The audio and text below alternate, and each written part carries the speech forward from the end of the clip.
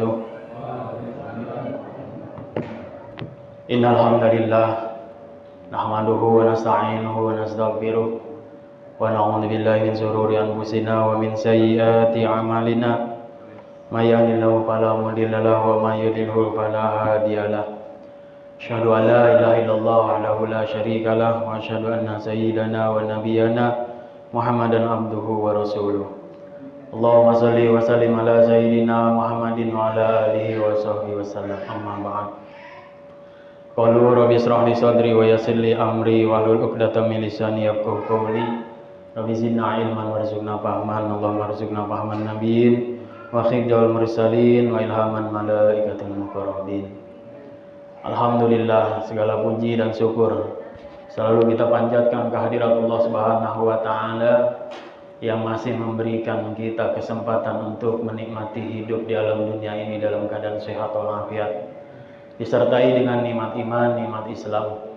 Maka mudah-mudahan nikmat-nikmat yang Allah Subhanahu wa taala berikan kepada kita ini selalu diistiqomahkan kepada kita, sehingga kita selalu hidup dalam keadaan sehat walafiat, hidup dalam keadaan taat kepada Allah Subhanahu wa taala. Karena tidak ada lagi nikmat yang paling besar, ialah nikmat iman, nikmat Islam dibarengi dengan nikmat sehat badan. Mudah-mudahan kita menjadi seorang hamba yang selalu bersyukur atas nikmat-nikmat Allah Subhanahu wa taala. Kalau kita bersyukur atas nikmat Allah, maka kita akan mendapatkan janji Allah. Dan kita tahu Allah ini tidak pernah ingkarkan janjinya. Mana janji Allah kepada orang yang selalu bersyukur? La in syakartum la azidannakum. Kalau kita selalu bersyukur, pasti akan aku tambah nikmatnya kata Allah. Kalau kita pengen sehat terus, syukuri nikmat sehat tersebut. Kalau kita pengen punya duit terus, syukurin nikmat duit tersebut. Ya, dengan apa? Banyak berbagi, banyak bersedekah, tidak akan putus uang kita. Salawat berserta salam sama-sama kita limpahkan kehariban alam baginda Nabi besar kita Muhammad sallallahu alaihi wasallam, keluarga, para sahabat, para tabi'in, atba'ut tabi'in, yang mudah-mudahan kita semua termasuk di dalam umat baginda Nabi yang mendapatkan syafaat beliau kelak di yaumil qiyamah. Amin ya Allah ya rabbal alamin. Pertama-tama yang saya hormati, yang saya muliakan Akhinal Kiram, Ketua DKM Masjid Nurul Yakin, Pak Ustadz Dewono. Mohon maaf ini di belakangin ini, aduh nggak sopan ini sebenarnya ini. Allah Akbar. Yang mudah-mudahan selalu dalam kesehatan, panjang umur, keberkahan dari Allah Subhanahu wa taala. Yang saya hormati guru kita, orang tua kita, pembimbing kita, Kiai Haji Abi Ibrahim. Mudah-mudahan selalu diberikan kesehatan, panjang umur oleh Allah Subhanahu wa taala, keberkahan di dalam hidup, di dalam rezeki, di dalam rumah tangganya. Amin ya rabbal alamin. Saya hormati anggota apa nih, lupa saya namanya. Perwakilan dari Kota Bogor. Yang saya hormati Bapak RT, Bapak RW, para jamaah, para asatidz, tuan haji, bapak-bapak, ibu-ibu, para pemuda dan pemudi yang mudah-mudahan dimuliakan oleh Allah Subhanahu wa taala. Ini malam ini biasa sebenarnya malam pengajian bulanan di masjid ini. Tapi malam ini ada bedanya yang tadi telah disampaikan oleh DKM. Yang pertama adalah acara halal bihalal setelah Ramadan. Halal bihalal ini ialah pertemuan kita sesama saudara muslim, saling memaafkan di dalam kesalahan kita, di dalam kehidupan kita sehari-hari. Halal bihalal ini mudah-mudahan menjadi pengikat, penguat ukhuwah Islamiyah yang ada di tempat kita ini. Mudah-mudahan halal bihalal ini menjadikan keberkahan buat kita semua. Mudah-mudahan dengan pertemuan halal bihalal ini, jamaah Masjid Nurul Yakin ini lebih makmur lagi. Lebih banyak lagi orang-orang yang perhatian kepada masjid ini. Yang kedua ialah acara pelantikan remaja masjid yang tadi sudah disampaikan. Ya, ingat tadi udah diucapkan janjinya. Janji itu dicatat sama Allah. Ya, Janji itu sudah dicatat sama Allah. Jangan sampai kita menjadi salah satu ciri orang-orang munafik. Hadirin yang belakang Allah Subhanahu wa taala. Kita ini hidup dibebani agama oleh Allah. Apa itu agama? Agama ini adalah amanah yang Allah berikan kepada kita. Yang dulu agama ini ditawarkan kepada para malaikat, malaikat nggak sanggup untuk mengembannya. Ditawarkan kepada langit, malaikat langit ini nggak sanggup untuk mengembannya. Ditawarkan kepada gunung, gunung ini nggak sanggup untuk mengembannya. Akan tetapi ada satu makhluk yang mau mengemban amanah ini. Siapa? Yaitu manusia, kita. Agama ini disempurnakan oleh Allah Subhanahu wa taala dengan diutusnya para nabi dan rasul dari zaman Nabi Adam sampai ke Nabi Muhammad. Agama ini telah disempurnakan oleh Rasulullah sallallahu alaihi wasallam. Yang Rasulullah sallallahu alaihi wasallam berdakwah selama 23 tahun lebih, mengislamkan, menauhidkan manusia yang ada dari zaman jahiliyah, yang mereka dulunya menyembah berhala, menyembah patung, menyembah api yang tidak bisa memberikan manfaat dan madarat, dirubah oleh Rasulullah SAW untuk menyembah zat Allah Subhanahu wa taala yang mampu memberikan madarat dan mampu memberikan manfaat. Disempurnakan ini Islam dan dikuatkan Islam ini dengan 5 dasar yang kita kenal dengan rukun. Ini pemuda. Rukun Islam yang pertama apa? Mengucapkan 2 kalimat syahadat yang kita sama-sama tahu ini adalah ikrar. Yang kedua, mendirikan sholat apa nih? Sholat itu banyak, harus jelas. Mendirikan sholat yang 5 waktu. Kalau kita ditanya mendirikan apa? Mendirikan sholat. Sholat itu ada sholat tahajud, sholat duha, sholat witir, sholat tarawih. Berapa jari? Kalau agama ingin kuat, maka peganglah agama ini dengan 5 jari kita. 5 jari ini simbol 2 kalimat syahadat, mendirikan sholat yang 5 waktu, membayar zakat, puasa, dan haji. Di saat agama ini kita pegang lalu terlepas salah satu daripada rukun Islam di dalam diri kita, maka usahakan agama ini selalu terpegang dalam diri kita.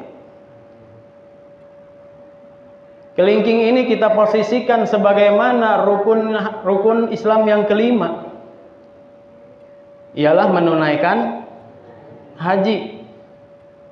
Kalau seandainya kita sebagai orang muslim tidak bisa melakukan ibadah haji karena tidak ada kemampuan di dalam melaksanakan haji, karena wajibnya ibadah haji ini man istata'a ilaihi sabila, buat orang yang mampu di jalannya, ada duitnya, sehat badannya, aman di dalam perjalanannya. Di saat uzur ini ada di dalam diri kita, maka kita terlepas satu kewajiban dalam diri kita, yaitu tidak melaksanakan ibadah haji. Agama kita masih terpegang nggak? Agama kita masih kuat nggak? Kalau nih kelingking terlepas dari kita, masih kuat nggak? Kuat. Di saat satu lagi terlepas dalam diri kita, mana yang keempat? Jari manis ini diposisikan kepada puasa di bulan Ramadan. Karena kita sakit atau kita di dalam perjalanan, maka kita tidak melaksanakan ibadah puasa di bulan suci Ramadan, maka agama kita masih kuat enggak? Masih terpegang enggak dengan 3 rukun ini? Di saat satu lagi rukun terlepas di dalam diri kita, mana? Rukun ketiga daripada rukun Islam ialah membayar zakat. Terlepas 3 nih. karena kita miskin atau kita belum mustahik zakat, maka kita tidak membayar zakat, maka agama kita masih terpegang nggak? Masih kuat nggak? Walaupun tidak terlalu kuat, agama kita masih ada di genggaman kita. Akan tetapi apabila telunjuk ini dilepas, posisi telunjuk ini adalah sholat yang 5 waktu, terlepas dalam diri kita, apa yang akan terjadi? Nah, maka agama kita akan jatuh. Otomatis iman yang ada di diri kita pun akan pudar. Maka hadirin mulakan Allah Subhanahu wa taala, kalau sholat sudah kita tinggalkan, maka keislaman kita perlu dipertanyakan. Karena kata Nabi, tidak ada pembeda antara orang kafir dan orang Islam illa bitarki sholat, kecuali dengan meninggalkan sholat. Kalian sudah dilantik dan disumpah untuk menjadi pemuda masjid, remaja masjid, maka kalian mempunyai tanggung jawab yang besar akan masjid ini. Kalian makmurkan masjid ini dengan sholat berjamaah, dengan pengajian. Maka ini adalah tanggung jawab. Bukan yang dipinta janjinya saja, tapi kepada seluruh jamaah warga Masjid Jami Nurul Yakin ini. Karena apa? Karena orang-orang yang memakmurkan masjid cuma orang yang beriman kepada Allah dan orang yang beriman kepada hari kiamat. Yang akan berani maju ke depan. Kalau bisa tapi nggak biasa, maka akan pasti tidak bisa. Tapi kalau nggak bisa, kalau biasa pasti bisa. Makan tadi udah dinasehatin kan, jangan besar kayak jangan gede malu. Kalau orang kencana mau ngomong jangan suka gede malu, tempatkan malu kalian di posisinya. Ngajakin temen nonton dangdut, ngajakin temen mabar, ngajakin temen main slot. Tahu slot? Kunci pintu tuh slot lagi musim sekarang. Ngajakin temen nonton dangdut, ngajakin temen main cewek, ngajakin temen tawuran, kalian berani, kalian mau, kalian nggak malu. Tapi di saat ngajakin teman-teman kalian untuk ngaji malu, untuk sholat berjamaah malu, untuk hadir pengajian malu, maka kalian menempatkan kemaluan kalian bukan pada tempatnya. Ya, itu menempatkan malu bukan pada tempatnya. Malulah kita untuk mengajak keburukan dan maksiat. Beranilah kita untuk mengajak kebaikan dan taat. Wa tawasau bil haqqi wa tawasau bis sabr. Ini tugas pemuda pada saat ini. Kalian bukan hanya sekedar dilantik mengucapkan janji dan sumpah, tapi ada beban tanggung jawab di pundak kalian pada saat ini. Sampai kapan? 2027, 5 tahun. Tanggung jawab yang harus kalian beban selama 5 tahun. Ada gajinya nggak ini pada KM? Mana pada KM ini?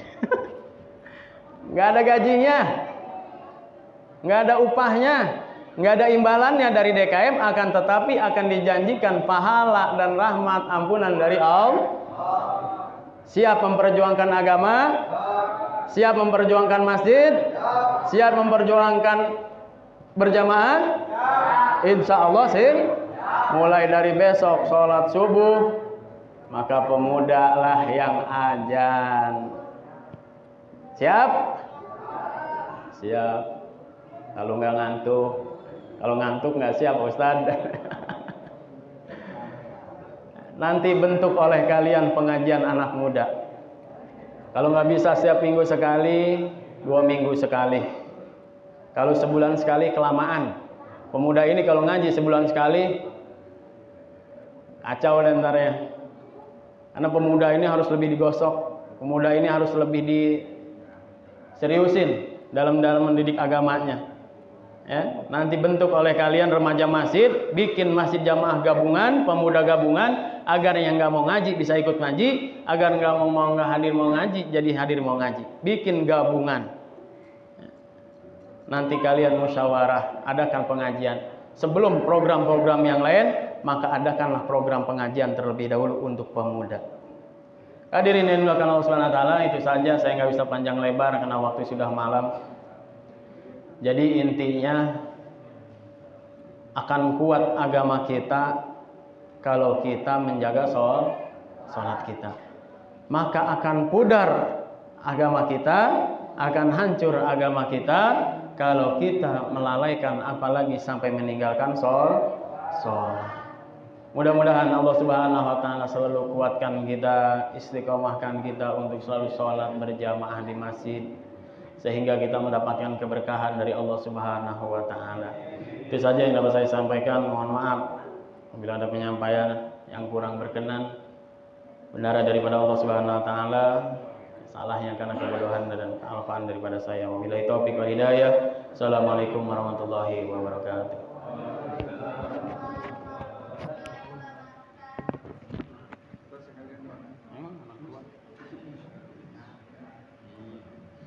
Demikian tausiah yang sangat menyentuh jiwa, semoga ditentukan oleh guru kita semua menjadi pedoman sekaligus menjadi renungan kita semua.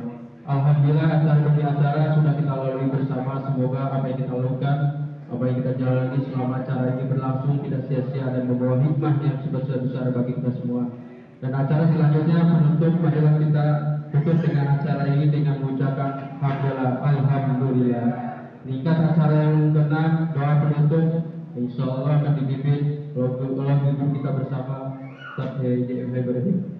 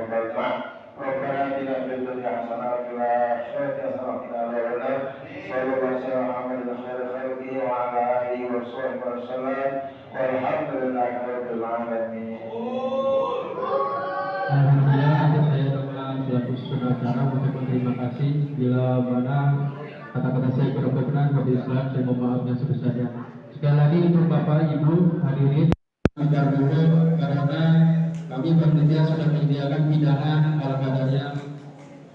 Saya dari terima kasih. Wassalamualaikum warahmatullahi wabarakatuh.